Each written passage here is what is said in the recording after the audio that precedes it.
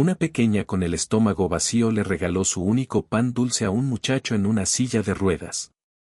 Lo que ella no sabía era que el hombre que la miraba desde lejos era un millonario, el padre de aquel muchacho, y que estaba a punto de cambiarle la vida para siempre. Sofía esperó con la paciencia que solo conocen los necesitados. Apoyada en la pared de ladrillos, en el callejón que olía a levadura y a azúcar quemada, observaba la puerta trasera de la panadería El Buen Sabor. El sol de la tarde le calentaba la nuca y hacía brillar las motas de polvo en el aire. Con apenas 10 años, Sofía ya sabía que el mundo se movía a un ritmo que no siempre tenía tiempo para los que se quedaban atrás. Desde que su papá se había ido al cielo un año atrás, todo se había vuelto más difícil. Su recuerdo era como una cobija calientita en una noche fría, pero no llenaba los platos vacíos. La tos de su mamá, Elena, se había vuelto una música triste en el pequeño cuarto de la vecindad donde vivían apretados sus dos hermanitos, Luis y Ana. Era una tos seca, cansada, que le robaba las fuerzas para ir a trabajar.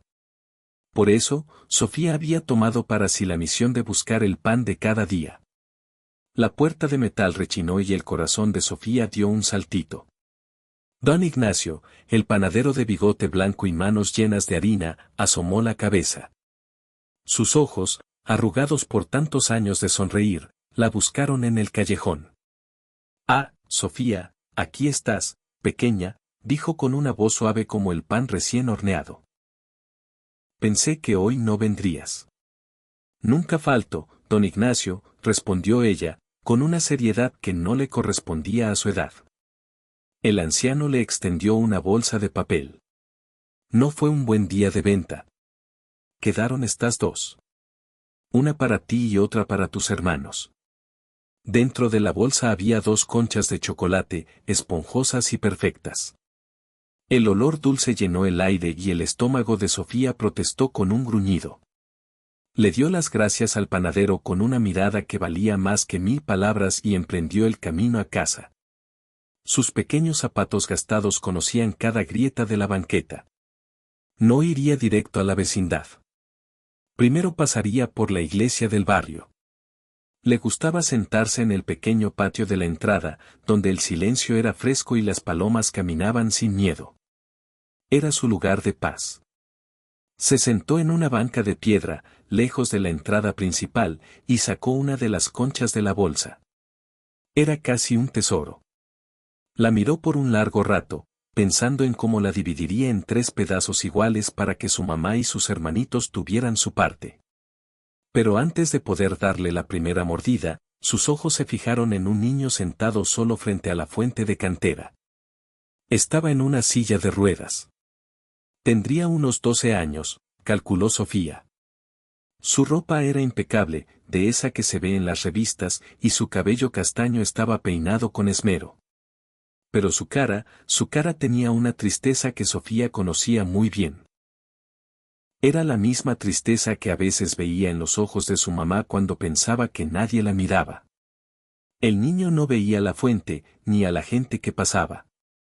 Miraba un punto lejano, perdido en sus pensamientos. A unos metros, una mujer joven que debía ser su cuidadora hablaba por teléfono, ajena a la soledad del muchacho. Sofía lo observó por un rato.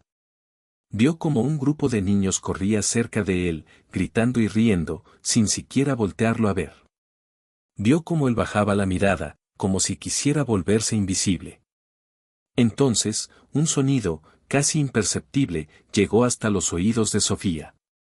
Fue el gruñido de un estómago vacío. El estómago del niño. Sofía miró la concha en su mano. Era grande, dulce, y su propia hambre era un dolorcito constante en su vientre. Luego miró al niño.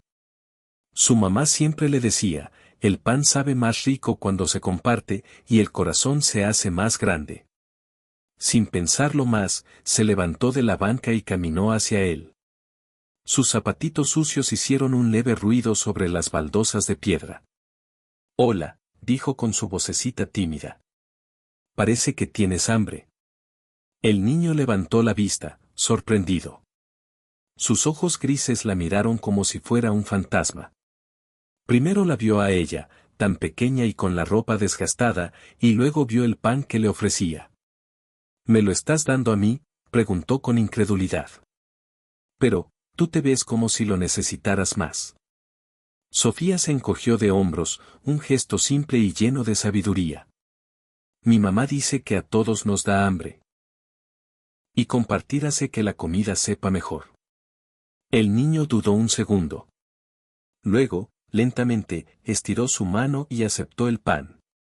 Sus dedos, limpios y cuidados, rozaron por un instante los de Sofía, que estaban manchados del polvo del camino. Gracias, dijo en un susurro. Me llamo Mateo. Yo soy Sofía, respondió ella, sentándose en el borde de la fuente, sin importarle que pudiera mojarse. Hay otra en la bolsa. Es para mi familia. Lo que ninguno de los dos niños sabía, era que del otro lado de la pequeña calle, dentro de un coche negro y elegante, un hombre observaba toda la escena. Don Ricardo Villa, de 45 años, dueño de la exitosa cadena de supermercados y panaderías El Buen Sabor, sentía como un nudo se formaba en su garganta. Había llegado antes de tiempo para recoger a su hijo, algo que rara vez hacía, y el destino lo había hecho testigo de ese pequeño milagro. Vio a su hijo, a su Mateo, que no había sonreído de verdad desde que su madre había fallecido hacía un año, aceptar un pan de una niña de la calle. Y vio cómo, por primera vez en meses, una pequeña y genuina sonrisa se dibujaba en su rostro mientras le daba una mordida a la concha. Su chofer, sentado en el asiento del conductor, permanecía en silencio, acostumbrado a la melancolía de su patrón. Pero don Ricardo no sentía melancolía en ese momento. Sentía una punzada de vergüenza y asombro. Había llenado la vida de su hijo con los mejores doctores, los juguetes más caros y los cuidadores más profesionales, creyendo que con eso podía compensar el vacío que había dejado su esposa y el que él mismo creaba con sus largas jornadas de trabajo. Y ahora, una niña que no tenía nada, le estaba dando a su hijo algo que todo su dinero no había podido comprar, un momento de simple y pura conexión humana. ¿Tu mamá no está contigo?, preguntó Sofía, masticando un pequeño pedazo de su propia porción que había decidido tomar. Mateo negó con la cabeza, bajando la mirada. Mi mamá está en el cielo. Murió el año pasado. Sofía dejó de masticar. Lo siento mucho. Mi papá también está en el cielo. Se fue hace un año. Un lazo invisible se tejió entre ellos en ese instante, un entendimiento silencioso que iba más allá de las sillas de ruedas y los zapatos rotos. ¿Y tu papá?, se atrevió a preguntar Sofía. Mateo suspiró, un suspiro de adulto en un cuerpo de niño. Trabaja. Siempre trabaja. Casi nunca lo veo. Sofía frunció el ceño. ¿Pero quién te cuida? Tengo cuidadoras, como Laura, dijo, señalando con la cabeza a la mujer que seguía al teléfono. Y choferes. Mi papá es dueño de muchas tiendas. La pregunta de Sofía fue directa, sin malicia. ¿Son ricos? Mateo se sonrojó un poco. Supongo. Tenemos una casa muy grande, pero siempre está muy silenciosa. Se siente más vacía que esta iglesia. Sofía soltó una risita, un sonido claro y limpio que a don Ricardo le pareció la música más hermosa del mundo. Nunca he estado en una casa muy grande, dijo Sofía. Nosotros vivimos en un solo cuarto en una vecindad. Pero nunca está silencioso. Siempre se oye la tos de mi mamá o a mis hermanos jugando. La naturalidad con la que la niña hablaba de su pobreza dejó a Mateo sin palabras. Su mundo de lujos silenciosos chocaba de frente con el mundo de carencias ruidosas de Sofía. Y aún así, me diste tu pan, dijo Mateo, mirándola con admiración. Sofía se terminó su pedacito y se limpió las manos en su vestido. Te veías triste. Y la comida ayuda a que uno se sienta un poquito más feliz, ¿no crees? Don Ricardo sintió como si esas sencillas palabras le hubieran dado un golpe en el pecho. La pureza de ese gesto, la profunda verdad en esa simple frase, lo sacudió por completo. Se había refugiado en el trabajo, creyendo que construir un imperio era la mejor forma de asegurar el futuro de su hijo.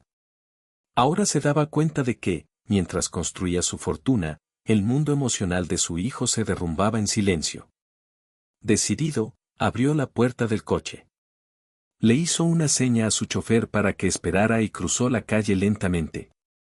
A medida que se acercaba, escuchaba la conversación de los niños.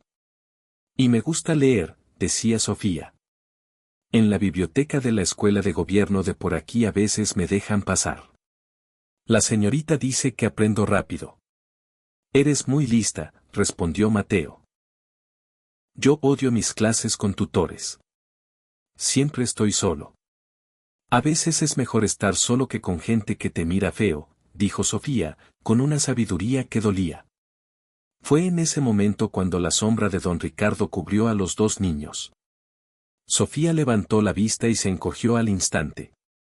Reconoció en ese hombre alto y bien vestido la clase de autoridad que casi siempre significaba problemas para la gente como ella.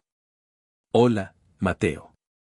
Veo que hiciste una nueva amiga, dijo don Ricardo, tratando de que su voz sonara amable, pero la emoción se la quebraba un poco. Papá, dijo Mateo, entre sorprendido y asustado. Pensé que tenías una junta. Terminó antes, mintió don Ricardo. Su mirada se posó en Sofía, que ya se había puesto de pie, lista para salir corriendo. Y tú debes ser Sofía, ¿verdad? La niña asintió, dando un pasito hacia atrás. No hice nada malo, señor. Solo estábamos platicando. Don Ricardo vio el miedo en sus ojos y se agachó para quedar a su altura, un gesto que sorprendió al propio Mateo. No estoy enojado, Sofía. Al contrario. Quería darte las gracias por compartir tu tiempo y tu pan con mi hijo. Sofía miró a Mateo, buscando una señal. El niño asintió, animándola a confiar. Su hijo es muy amable, dijo Sofía por fin. Pero ya me tengo que ir. Mi mamá se va a preocupar. Don Ricardo sintió la necesidad de detenerla. Espera, por favor. Quizás podría. Pero la niña no esperó. El instinto de supervivencia era más fuerte. Gracias por la concha, dijo Mateo rápidamente, entendiendo el miedo de su amiga. ¿Vendrás mañana? Sofía miró a don Ricardo, luego a Mateo. Por un segundo, pareció que iba a decir que sí, pero entonces dio media vuelta y corrió. Sus zapatitos gastados se movieron tan rápido que apenas parecieron tocar el suelo, desapareciendo por la esquina. Don Ricardo se quedó de pie, mirando la calle vacía por donde se había ido la pequeña. A su lado, Mateo tenía los ojos húmedos. Compartió su comida conmigo, papá, dijo el niño con la voz temblorosa. Y ella casi no tiene nada. Don Ricardo puso una mano sobre el hombro de su hijo. Sintió el peso de su propia ausencia, de su ceguera. Lo sé, hijo.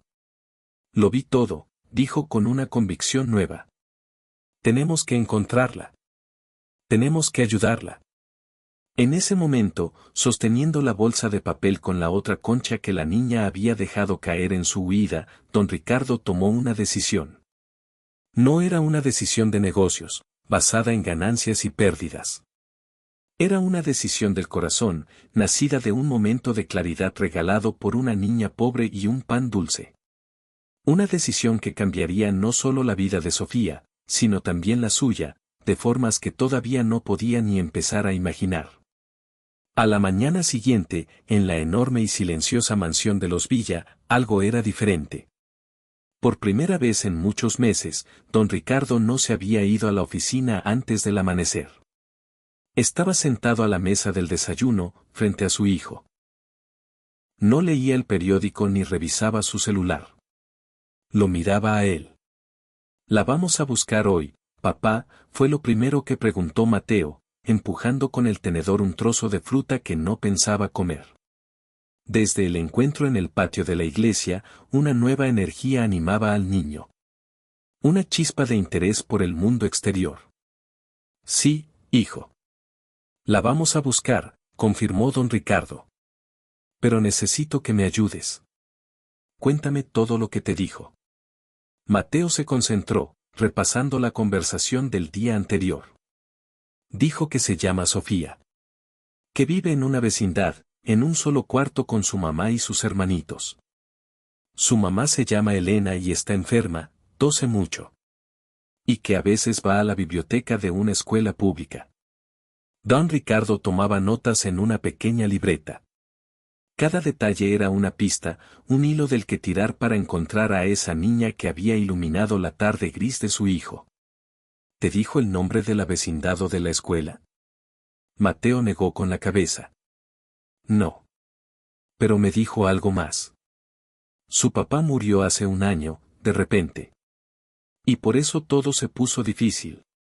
Don Ricardo sintió otra punzada. Recordó vagamente un reporte de recursos humanos de hacía un año. Una empleada de limpieza de una de sus tiendas principales que había sido despedida por faltar mucho. La justificación había sido que su esposo estaba gravemente enfermo y ella se ausentaba para cuidarlo. Después, él falleció. ¿Sería posible? Papá, yo nunca había conocido a alguien así, dijo Mateo, con una seriedad impropia de su edad. ¿Cómo es que nosotros tenemos tanta comida que a veces ni nos la comemos, y ella tiene que esperar a que le regalen el pan del día anterior? Era una pregunta simple, directa, y don Ricardo no tuvo una respuesta fácil. ¿Cómo explicarle a un niño la injusticia del mundo, cuando él mismo había vivido tanto tiempo ignorándola? A veces el mundo no es justo, Mateo, dijo finalmente. Pero cuando tenemos la oportunidad de hacer algo para corregir una pequeña parte de esa injusticia, tenemos que hacerlo. Tomó su teléfono y marcó un número. Ramón, necesito un favor. Revisa los registros de despidos de hace un año. Busco a una empleada de limpieza llamada Elena. Su esposo falleció por esa misma época. Necesito saber todo sobre ella. Su última dirección, cualquier dato. Es urgente. Mientras tanto, en un cuarto húmedo y poco iluminado de la vecindad La Esperanza, Sofía se despertaba con el sonido de la tos de su madre. Elena estaba sentada en el borde de la cama, envuelta en una manta raída, y cada golpe de tos parecía sacudir su frágil cuerpo. Mamá, no te levantes, le dijo Sofía, acercándose y tocándole la frente. No tenía fiebre, pero su piel estaba fría y húmeda. Tengo que hacerlo, mi niña, respondió Elena con voz débil. Hoy viene el señor Barriga a cobrar la renta y estamos atrasados 2 meses. Si no le damos algo, nos va a echar a la calle. El miedo se instaló en el pecho de Sofía. La calle. Era la palabra que más temía. Yo iré, mamá. Iré a la panadería y luego trataré de ayudar a la señora del puesto de verduras a cargar cajas. Algo conseguiré. Elena quiso negarse, pero otro ataque de tos se lo impidió. Sofía le dio un beso en la frente, se aseguró de que sus hermanitos, Luis y Ana, siguieran dormidos en el petate del suelo, y salió del cuarto. El patio de la vecindad era un laberinto de ropa tendida y olores mezclados. Varios vecinos la saludaron con un gesto cansado. Todos allí compartían la misma lucha silenciosa. Caminando hacia la panadería, Sofía pensaba en Mateo, el niño de la silla de ruedas. ¿Cómo sería vivir en una casa grande donde no te preocupas por el señor que viene a cobrar la renta? Sintió una punzada de algo que no era envidia, sino más bien una profunda tristeza por lo injusto que era todo. Pero no tenía tiempo para eso. Tenía que ser fuerte. Al llegar al callejón, don Ignacio ya la esperaba. Hoy la bolsa de papel se sentía un poco más pesada. Hoy te guardé también un bolillo, por si la tos de tu mamá sigue fuerte. Un tecito de canela con un pedazo de bolillo le caerá bien, le dijo el anciano con cariño. Sofía le agradeció con el corazón. Era increíble cómo la gente que menos tenía, era a veces la que más daba. Cuando se daba la vuelta para irse, no se dio cuenta de que un hombre con un traje discreto, que estaba preguntando por la zona, la observaba desde la esquina. Cuando Sofía regresó a la vecindad, el caos se había desatado. En el medio del patio, el señor Barriga, un hombre corpulento y de mal gesto, gritaba mientras señalaba sus pocas pertenencias: la cama, una pequeña mesa, 2 sillas y algunas cajas de cartón con ropa. Estaban fuera de su cuarto. Los habían echado. Vio a su mamá, Elena, de pie junto a sus cosas, tratando de razonar con el hombre, pero su voz era apenas un hilo. Luis y Ana lloraban, abrazados a las piernas de su madre. No me importa su tos ni sus problemas, gritaba el señor Barriga. Necesito mi dinero, tienen 1 hora para sacar todo de aquí o lo tiraré a la basura. Los vecinos miraban desde sus puertas, con una mezcla de pena e impotencia. Nadie se atrevía a intervenir. Sofía corrió hacia su madre, con la bolsa del pan apretada contra su pecho. Mamá. Elena la abrazó, su cuerpo temblaba. Ya no sé qué hacer, mi niña. No tenemos a dónde ir. Las palabras de su madre, siempre tan valiente, asustaron a Sofía más que los gritos del casero. Elena estaba llegando a su límite. No te preocupes, mamá. Algo se nos ocurrirá. Siempre lo hacemos, dijo Sofía, aunque por dentro sentía que el suelo se abría bajo sus pies. Fue en ese preciso instante cuando un coche negro y elegante se detuvo en la entrada de la vecindad. Un coche así nunca traía buenas noticias para la gente de aquel barrio. Todos se quedaron mirando. La puerta trasera se abrió, y de ella descendió don Ricardo Villa. A su lado, su chofer bajaba con cuidado a Mateo en su silla de ruedas. El corazón de Sofía latió con fuerza. Eran el niño de la iglesia y su papá. ¿Qué hacían aquí? Don Ricardo observó la escena con el ceño fruncido. La información de su investigador había llegado justo a tiempo. Vio a la niña del pan dulce parada en medio del patio, junto a una mujer pálida y enferma y 2 niños pequeños que lloraban. Vio sus muebles humildes expuestos a la vista de todos. Sintió una rabia fría hacia el casero, pero sobre todo, hacia sí mismo. La mujer pálida era Elena. La mujer que su empresa había despedido sin la menor consideración por su situación. Mateo fue el primero en ver a Sofía. Papá, es ella, dijo con emoción. Don Ricardo caminó con paso decidido hacia el centro del patio, ignorando las miradas curiosas. Se detuvo frente al señor Barriga. ¿Usted es el dueño de esta propiedad?, preguntó con una voz tranquila pero llena de autoridad. El señor Barriga lo miró de arriba abajo. Sí, ¿y usted quién es? Soy el jefe de la señora Elena, mintió don Ricardo sin titubear. ¿Hubo un error administrativo con su pago? ¿Cuánto se le debe? El casero, intimidado por la presencia y el coche de don Ricardo, balbuceó la cantidad. Don Ricardo sacó una cartera, contó el dinero, y le entregó más del doble. Esto es por los meses atrasados y por los siguientes 3. Y una compensación por las molestias que le ha causado a mi empleada. Ahora, le pido por favor que sus hombres vuelvan a meter todas sus cosas al cuarto. El señor Barriga se quedó con los billetes en la mano y la boca abierta, sin saber qué decir. Sofía y Elena miraban la escena como si fuera un sueño. ¿Aquel hombre rico estaba defendiéndolas? Antes de que Elena pudiera decir nada, el estrés y la debilidad la vencieron. Se tambaleó y sus ojos se pusieron en blanco. Habría caído al suelo si don Ricardo no se hubiera movido con rapidez para sostenerla. Señora, Elena, la llamó, sosteniendo su cuerpo frágil. Se giró hacia su chofer. Ramón, llama a mi médico personal, al doctor Zavala, que venga aquí ahora mismo. Sofía estaba paralizada por el miedo. Mateo, desde su silla, observaba todo con los ojos muy abiertos. Sofía, la llamó don Ricardo con urgencia, sin soltar a su madre. Tu mamá necesita ayuda. Todo va a estar bien, te lo prometo. La niña miró a su madre inconsciente. En los brazos de aquel extraño, a sus hermanitos que habían dejado de llorar y ahora miraban asustados, y al casero que ordenaba a sus hombres que metieran los muebles de vuelta. No entendía nada, pero en los ojos del hombre que sostenía a su madre vio algo que no esperaba, preocupación sincera. «Ven, Sofía», la llamó Mateo desde su silla. «Mi papá te lo prometió. Él siempre cumple sus promesas». Había tanta certeza en la voz del niño, que Sofía, por primera vez ese día, sintió una pequeña semilla de esperanza. Se acercó y tomó la mano de su madre.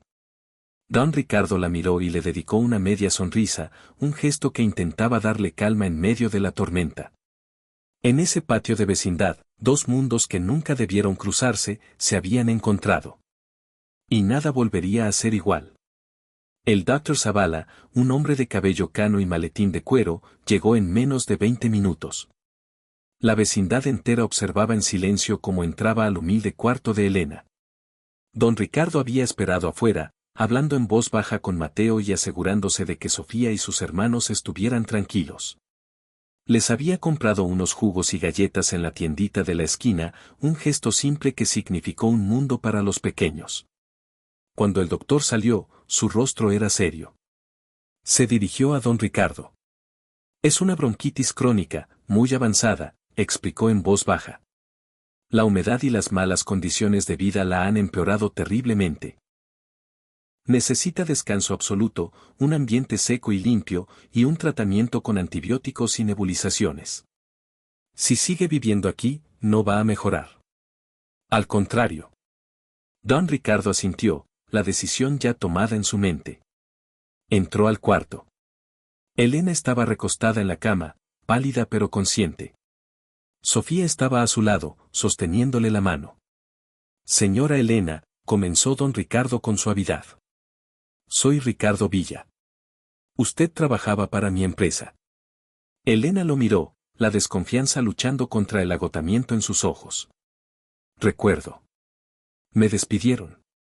Fue un error», dijo él con una sinceridad que la sorprendió. «Un error que quiero corregir. Su hija, Sofía, le hizo un gran favor a mi hijo el día de ayer. Y yo quiero devolverle el favor a su familia». El orgullo de Elena era una muralla alta. «No necesitamos caridad, señor». «No es caridad», insistió él. «Es una oportunidad. El médico dice que usted no puede seguir viviendo aquí. Mi empresa tiene unos pequeños departamentos para empleados temporales. Hay uno vacío. Es pequeño, pero está limpio, seco y amueblado. Quiero que usted y sus hijos se muden allí, mientras se recupera». Elena iba a protestar, pero miró a sus hijos. Miró la carita preocupada de Sofía, y a Luis y Ana acurrucados en un rincón. Su orgullo no valía más que la salud y el futuro de sus niños. «¿Y a cambio de qué?», preguntó con un hilo de voz. «A cambio de que se recupere», respondió don Ricardo. «Y cuando esté fuerte, le ofrezco su antiguo trabajo de vuelta. Pero con un horario flexible, para que pueda cuidar de sus hijos. Es lo menos que puedo hacer». Sofía miraba al hombre con asombro. Había aprendido que la gente rica no ayudaba a los pobres sin esperar algo. ¿Qué quería él realmente? Mateo, que había esperado en la puerta en su silla, pareció leerle el pensamiento. «Mi papá es bueno, Sofía», dijo. «Solo que a veces se le olvida cómo demostrarlo. Tú se lo recordaste». Esa misma tarde, la familia de Sofía se mudó. El chofer de don Ricardo los ayudó a empacar sus pocas pertenencias en cajas. El departamento era, como había dicho, pequeño, pero para ellos era un palacio. Tenía 2 recámaras, una cocina con estufa y refrigerador, y lo más increíble de todo, un baño con una regadera de la que salía agua caliente. Esa noche, por primera vez en meses, los 3 niños durmieron en camas de verdad, bajo sábanas limpias. Los días siguientes fueron un torbellino de cambios. Elena comenzó su tratamiento y, poco a poco, la tos fue cediendo. Don Ricardo se aseguró de que tuvieran siempre comida en el refrigerador. Y lo más importante, visitaba a Mateo todos los días. A veces, iban juntos al parque. Otras, simplemente se sentaban a platicar en el pequeño departamento. Sofía y Mateo se volvieron inseparables. Él le contaba historias de los libros que leía y ella le contaba cómo era la vida en la calle, las reglas no escritas para sobrevivir. Le enseñó a ver formas en las nubes y él le ayudó con las sumas y restas que tanto le costaban. Un día, mientras estaban sentados en la sala, Sofía le preguntó directamente a Mateo. ¿Por qué estás en una silla de ruedas? Mateo se quedó serio. Cuando era más chiquito, me enfermé. La enfermedad me debilitó los músculos de las piernas. Los doctores dicen que con mucha terapia, tal vez un día pueda caminar con ayuda de unos aparatos. Hizo una pausa. Pero desde que mamá murió, mi papá, él como que se rindió conmigo. Ya no íbamos a la terapia. Sofía entendió. La tristeza a veces es tan pesada que no deja fuerzas para luchar. Un par de semanas después, cuando Elena ya se sentía mucho más fuerte, don Ricardo fue a visitarlos. Elena, me gustaría que empezara a trabajar la próxima semana, si se siente lista, le dijo. ¿Y los niños? He estado investigando. Hay una buena escuela pública cerca de aquí. Mañana mismo los llevaré a inscribir. Los ojos de Sofía se iluminaron. ¿Ir a la escuela? ¿De verdad? Era el sueño más grande que tenía. El primer día de clases fue abrumador. Sofía llevaba un uniforme nuevo y zapatos que no tenían agujeros. Se sentía extraña, como si estuviera disfrazada. Algunos niños la miraban con curiosidad. En el recreo, una niña se le acercó. «Tus zapatos son feos», le dijo, señalando el modelo sencillo que don Ricardo le había comprado. Sofía sintió que la cara le ardía. Antes de que pudiera responder, un niño que había visto la escena se acercó. «No son feos, son nuevos». «¿Y a ti qué te importa?», dijo el niño, defendiéndola. Sofía aprendió rápido que en la escuela, como en la calle, había gente buena y gente mala. Pero por primera vez, sentía que tenía la oportunidad de defenderse con palabras y no solo con el silencio. Se esforzó en cada clase, absorbía cada lección como una esponja. Su maestra pronto se dio cuenta de que tenía una mente brillante y una sed de aprender insaciable. Mientras tanto, Elena demostró en su trabajo una dedicación y una eficiencia que sorprendieron a sus supervisores. No era solo una limpiadora, era organizada, inteligente y tenía don de gente. Don Ricardo recibía reportes constantes de su excelente desempeño. Un sábado, don Ricardo los invitó a su casa.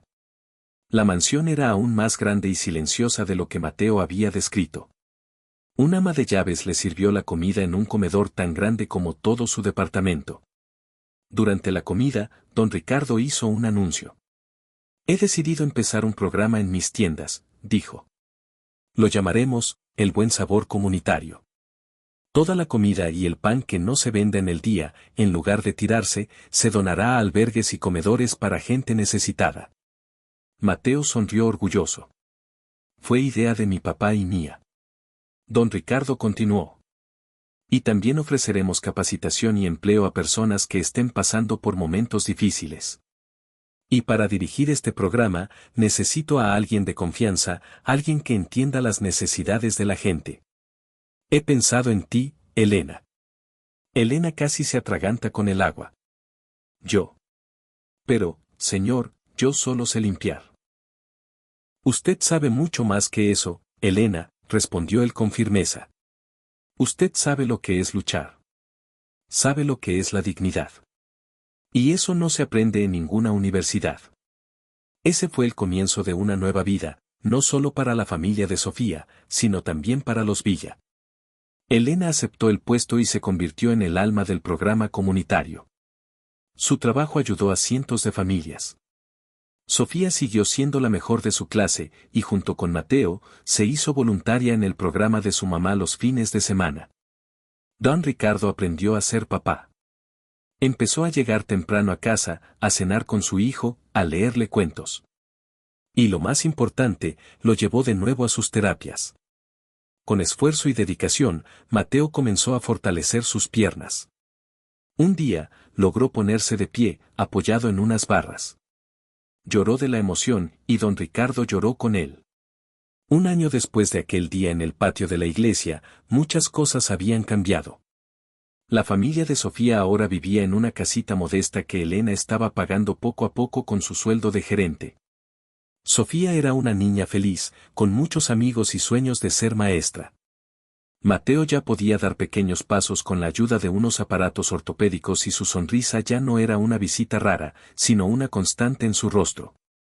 Una tarde, Sofía estaba en la panadería El Buen Sabor ayudando a don Ignacio a empacar el pan para el programa comunitario. Vio a una niña pequeña, de su misma edad de antes, esperando en el callejón, con la misma mirada de hambre y paciencia que ella solía tener. Sofía tomó una bolsa, metió 2 conchas de chocolate recién hechas, y salió al callejón. Se acercó a la niña. «Hola», le dijo con una sonrisa. «Parece que tienes hambre». Desde la ventana de su oficina, que ahora estaba en el segundo piso de la panadería, don Ricardo observaba la escena.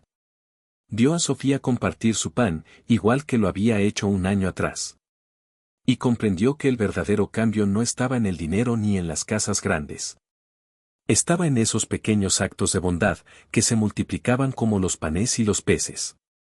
La niña que un día no tenía nada, le había enseñado la lección más importante de su vida, que la verdadera riqueza se mide por lo que se comparte, no por lo que se acumula.